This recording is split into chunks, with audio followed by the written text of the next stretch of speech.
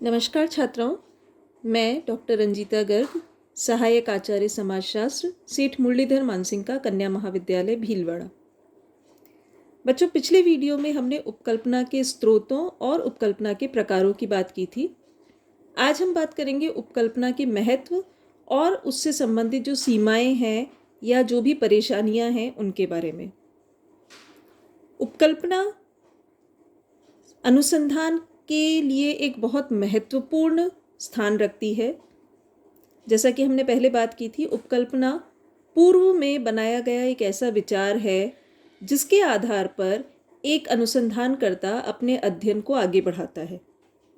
तो अनुसंधान की दृष्टि से उपकल्पना एक बहुत महत्वपूर्ण स्रोत कही जा सकती है किसी भी अनुसंधान का निष्कर्ष तक पहुंचने के लिए या किसी भी अनुसंधान को एक सिद्धांत के रूप में विकसित करने के लिए। कई विद्वानों ने उपकल्पना को बहुत महत्वपूर्ण बताया है। जैसे समुद्रों में जहाज़ को रास्ता दिखाने के लिए बहुत बड़े बड़े पिलर्स पर लाइट हाउस बने हुए होते हैं। वो लाइट हाउस क्या काम करते हैं? जो समुद्र में जो जहाज़ जा रहे होते हैं उनको वो दिशा दिखाते हैं, क्योंकि समुद्र में उन्हें दिशा का अंदाज़ा कम रहता है। तो उनको दिशा दिखाने के लिए और उनको एक जो भी उनका रास्ता है वो समझाने के लिए, उन्हें मंजिल तक पहुंचाने के लिए वो एक लाइट हाउस एक गाइड का काम करते हैं। तो उसी प्रकार से उपकल्पना को माना गया है कि उपकल्पना जो है वो अनुसंधानकर्ताओं को या वैज्ञानिकों को भटकने से बचाती है। मैक्स वेबर कहते हैं कि उपकल्पना प्रत्येक वैज्ञानिक अनुसंधान में नए प्रश्नों को प्रोत्साहित करती है। ये भी माना गया है कि एक अच्छे अनुसंधान में प्राकल्पना या उपकल्पना जो है वो एक केंद्र बिंदु है, यानी उसके आधार पर, उस केंद्र के आधार पर हम एक रिसर्च को डिज़ाइन करते हैं। उस रिसर्च से रिलेटेड सारे जो हमारे टेक्निक्स हैं उसको फाइनलाइज करते हैं, अपने क्षेत्र को चुनते हैं। तो वहाँ पर उपकल्पना बहुत महत्वपूर्ण स्थान रखती है। कोहेन और नागिल जो हैं विद्वान, वो कहते हैं कि एक उपकल्पना का प्रकार्य हमारी खोज में तथ्यों के बीच व्यवस्था लाने के लिए पथ प्रदर्शन करना है। यानी वही कि वो गाइड करती है उपकल्पना किसी भी अध्ययन के आगे के रास्ते को। किसी भी अनुसंधान में उपकल्पना के अभाव में एक निष्कर्ष तक पहुंचना बहुत कठिन है। उपकल्पना सत्य और असत्य की पुष्टि करती है और विषय से संबंधित वास्तविकता का पता लगाती है। हम कुछ पॉइंट्स डिस्कस करेंगे उपकल्पना के महत्व के बारे में। पहला है अध्ययन के उद्देश्य का निर्धारण। उपकल्पना जो है वो हमें अपने अध्ययन के उद्देश्य को निर्धारित करने में मदद करती है। हमें पता चलता है कि एक्चुअल में हमारा गोल क्या है, हमें क्या खोजना है, हम किन तथ्यों को जानने का प्रयास कर रहे हैं। उपकल्पना हमें बताती है कि हमें किन तथ्यों का संकलन करना है, किसको छोड़ देना है, कौन से तथ्य हमारे उद्देश्य के अनुरूप और सार्थक है और कौन से हमारे लिए निरर्थक है। उपकल्पना के अभाव में अनुसंधान जो है वो एक अनिश्चित या विचारहीन भटकाव की ओर बढ़ जाता है, यानी हम दिशा से भ्रमित हो सकते हैं। तो उस उद्देश्य का निर्धारण उपकल्पना द्वारा किया जाता है। दूसरा है अध्ययन क्षेत्र को सीमित करना। उपकल्पना हमारे अध्ययन क्षेत्र को लिमिटेड करती है, क्योंकि हमें वो बताती है कि अध्ययनकर्ता जो है वो अध्ययन विषय के एक विशिष्ट पहलू या तथ्यों पर स्वयं को केंद्रित करे। हम जानबूझकर अपनी विचार शक्तियों को स्वीकार करते हैं और अपने अनुसंधान के क्षेत्र को सीमित करके त्रुटियों की संभावना को कम कर सकते हैं अगर हम एक उपकल्पना के आधार पर अपने अध्ययन को दिशा देते हैं। कुल मिलाकर उपकल्पना जो है वो अध्ययन को एक निश्चित सीमा में बांध देती है। हमारे लिए ये बिल्कुल भी संभव नहीं है कि एक विषय से संबंधित सभी पक्षों का एक साथ अध्ययन किया जा सके। तो उसे विशिष्ट और बिल्कुल सीमित एक पर्टिकुलर दिशा में बढ़ाने के लिए उपकल्पना महत्वपूर्ण है।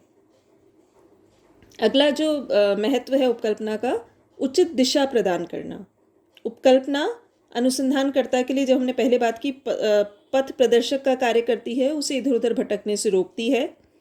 उपकल्पना उसे विभिन्न मार्गों में से केवल उचित और सही मार्ग पर ले जाती है। एक विद्वान है वॉल डेलन, वो कहते हैं कि उपकल्पना एक ऐसे शक्तिशाली आकाशदीप है जो अनुसंधानकर्ता का मार्ग प्रशस्त करता है।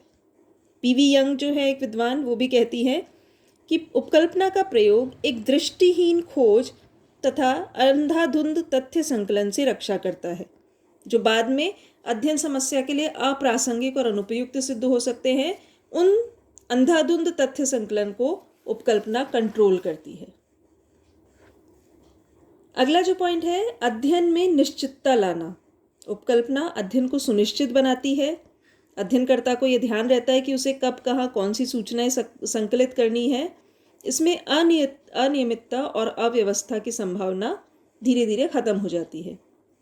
तथ्यों के संकलन में भी उपकल्पना सहायक होती है, क्योंकि हम उपयुक्त तथ्यों को तभी संकलित कर सकते हैं जबकि हम एक प्रॉपर दिशा में चल रहे हों। वैचारिक अस्पष्टता होने से हम बहुत सारे तथ्यों के साथ में उलझ जाते हैं। बाद में उनमें से कुछ विशिष्ट तथ्यों को चुनना थोड़ा कठिन हो जाता है। तो अगर हम पहले से एक उपकल्पना बना के चलते हैं तो अनावश्यक व्यर्थ की सामग्री से बच जाते हैं और वास्तव में जो महत्वपूर्ण और लाभकारी तथ्य हैं उनको हम फॉलो कर सकते हैं। निष्कर्ष निकालने में भी उपकल्पना सहायक होती है, क्योंकि उपकल्पना के आधार पर आप एक मान्यता प्रारंभ में ही ग्रहण कर लेते हैं और उपकल्पना के बाद जब आप अनुसंधान करते हैं तो हम ये सिद्ध कर पाते हैं कि उपकल्पना सत्य थी या असत्य। तो किसी भी उपकल्पना में विद्यमान तथ्य समस्या के समाधान भी हो सकते हैं। वास्तव में समाधान है या नहीं, ये एक जांच का विषय है। सिद्धांत निर्माण में भी उपकल्पना सहायक होती है कि तथ्यों और सिद्धांतों के बीच की एक कड़ी होती है उपकल्पना। यानी आप तथ्य जब विकसित करते हैं उसके बाद धीरे धीरे धीरे अगर प्राकल्पना या जो आपकी उपकल्पना है वो उसमें डिस्टेंस अगर कम है, यानी सच्चाई ज़्यादा है उपकल्पना में, तो धीरे धीरे वो एक सिद्धांत के रूप में भी स्थापित हो सकती है और एक सिद्धांत का हिस्सा भी बन सकती है। इस प्रकार उपकल्पना सिद्धांत निर्माण में भी सहायक है। तो ये उपकल्पना का महत्व है कि किस प्रकार सामाजिक अनुसंधान के लिए एक उपकल्पना का होना हमें हमारे अध्ययन को दिशा देने के लिए बहुत महत्वपूर्ण है। परंतु उपकल्पना की अपनी कुछ सीमाएं भी है। यानी अगर आप प्रॉपर ढंग से उसका इस्तेमाल नहीं करते हैं तो उसमें कुछ प्रॉब्लम्स भी क्रिएट हो सकती है। ये बेसिकली उपकल्पना के दोष नहीं है, लेकिन उपकल्पना से संबंधित ऐसी सीमाएं हैं जिनसे अनुसंधानकर्ता प्रभावित हो सकते हैं। पहला है उपकल्पना में अटूट विश्वास। कई बार ऐसा होता है कि जो अध्ययन करता है वो अपने अध्ययन को जब वो कर रहा है तो वो उपकल्पना को मार्गदर्शक मानने की बजाय उसे सिद्ध करने के प्रयास में लग जाता है। यानी बेसिकली जो हमने पहले भी पढ़ा था, काम चलाऊ उपकल्पना भी होती है कि उसमें धीरे धीरे हम समय के साथ में सुधार कर लेते हैं जैसे जैसे हम अध्ययन की ओर आगे बढ़ते हैं।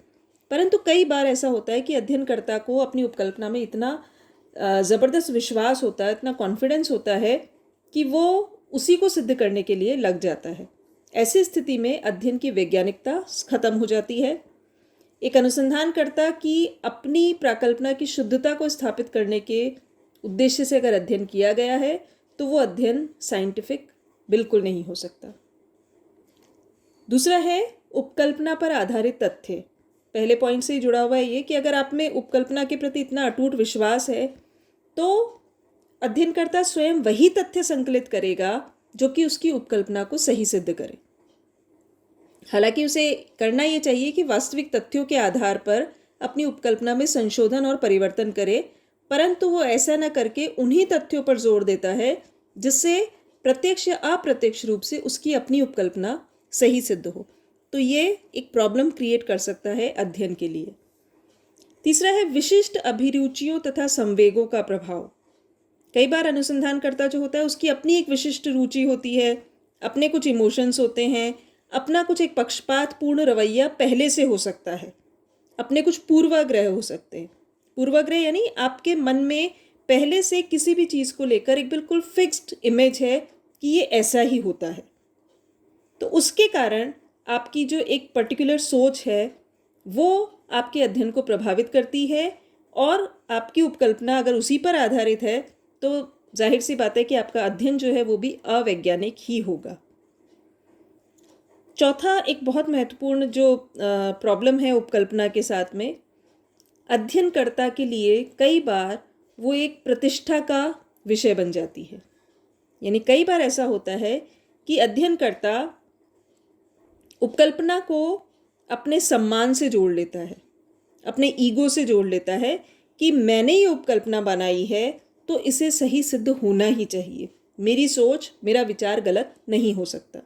ऐसी स्थिति में वो यथार्थ तथ्यों को स्वीकार नहीं करता, बल्कि उसका अध्ययन जो है वो पहले से गाइडेड दिशा में चलने लगता है कि मुझे यही सिद्ध करना है और इसलिए मैं इसी प्रकार के तथ्यों पर बल दूंगा। तो उसके कारण हम वैज्ञानिक सत्य तक कभी नहीं पहुंच सकते।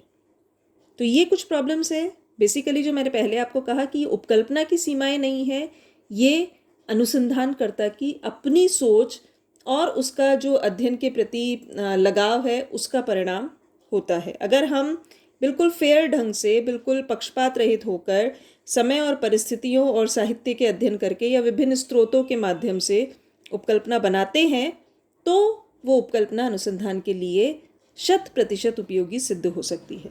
उसके प्रयोग में हमें सावधानी ज़रूर बरतनी है।